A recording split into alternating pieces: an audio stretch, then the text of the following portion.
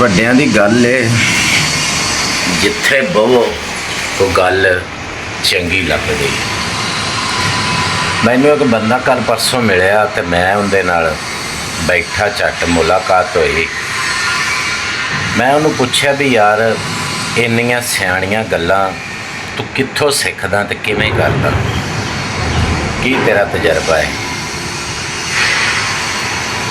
ਉਹਨੇ ਮੈਨੂੰ ਜਵਾਬ ਦਿੱਤਾ। ਉਹਨੇ ਕਿਹਾ ਕਿ ਮੈਂ ਪਾਗਲਾਂ ਕੋਲ ਬਹਿਨਾ, ਪਾਗਲਾਂ ਕੋਲੋਂ ਗੱਲਾਂ ਮੈਂ ਸਿੱਖਦਾ ਅਤੇ ਉਹ ਕਰਦਾ।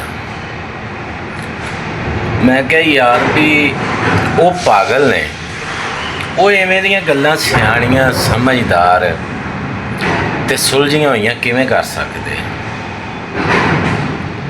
ਉਹਨੇ ਮੈਨੂੰ ਇੱਕੋ ਹੀ ਗੱਲ ਮੁਕਾਈ। ਉਹਨੇ ਕਿਹਾ ਵੀ ਮੈਂ ਜਿਹੜਾ ਉਹ ਪਾਗਲਪੁਣਾ ਕਰਦੇ ਆ ਨਾ, ਮੈਂ ਉਹ ਨਹੀਂ ਕਰਦਾ। ਮੈਂ ਉਹਨਾਂ ਕੋਲੋਂ ਪਾਗਲਾਂ ਦੀਆਂ ਗੱਲਾਂ ਸੁਣਦਾ ਜ਼ਰੂਰ ਹਾਂ, ਪਰ ਮੈਂ ਉਹਨਾਂ ਵਾਲੀਆਂ ਗੱਲਾਂ ਕਰਦਾ ਕੋਈ ਨਹੀਂ ਗਾ। ਗੱਲ ਮੈਂ ਫਿਰ ਉਹਨਾਂ ਕੋਲ ਜਿਹੜੀ ਪਾਗਲ ਕਰਦੇ ਆ, ਮੈਂ ਉਹਦਾ ਨਿਚੋੜ ਕੱਢਦਾ ਕਰਕੇ ਫਿਰ ਮੈਂ ਇਹ ਸੋਚਦਾ ਵੀ ਮੈਂ ਇਹ ਗੱਲ ਨਹੀਂ ਕਰਨੀ। ਮੈਂ ਅੱਗੇ ਜਿਹੜੀ ਵੀ ਗੱਲ ਕਰਨੀ ਸਮਝਦਾਰੀ ਵਾਲੀ ਕਰਨੀ ਆ, ਸੋਚ ਸਮਝ ਕੇ ਕਰਨੀ ਆ, ਪਾਗਲਾਂ ਵਾਲੀ ਗੱਲ ਨਹੀਂ ਕਰਨੀ। ਅਤੇ ਗੱਲ ਕਰਨ ਦਾ ਮਕਸਦ ਇਹ ਹੈ ਵੀ ਜਿਵੇਂ ਦੀ ਵੀ ਕਰੋ, ਆਪਦੇ ਦਿਮਾਗ ਦੀ ਕਰੋ, ਕਿਸੇ ਦੀ ਗੱਲ ਪਿੱਛੇ ਨਾ ਲੱਗੋ। ਹੁਣ ਦੇਖ ਕੇ ਉਹ ਸਾਰਾ ਦਿਨ ਪਾਗਲਾਂ ਨਾਲ ਹੀ ਗੁਜ਼ਾਰਦਾ। ਪਾਗਲ ਬਹਿੰਦੇ, ਖੱਚਾਂ ਮਾਰਦੇ, ਪਾਗਲ ਗੱਲਾਂ ਕਰਦੇ, ਬੇਤੁਕੀਆਂ ਗੱਲਾਂ ਕਰਦੇ,